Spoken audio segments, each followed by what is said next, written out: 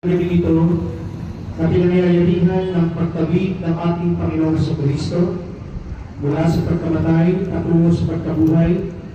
Ang sambayanan niya ay nag-aanihan sa lahat ng mga anak na nasa iba't ibang panig na daigdig upang magtipon-tipon sa pagganap ng magdamagang pagdiriwang. Sa pagganap natin sa alaala ng Pasko ng Panginoong nagtagumpay, sa pagdidinig ng salita at paghahain ng kanyang buhay, maasahan natin tayo ay magpapakilala sa kanyang panay sa kamatayan at pamumuhay sa dinimiyan at ang habang may kapal. Manalangin tayo.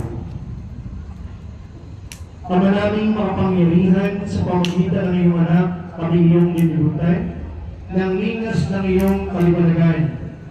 Ang bagong lingas nito ay iyong gawing banal.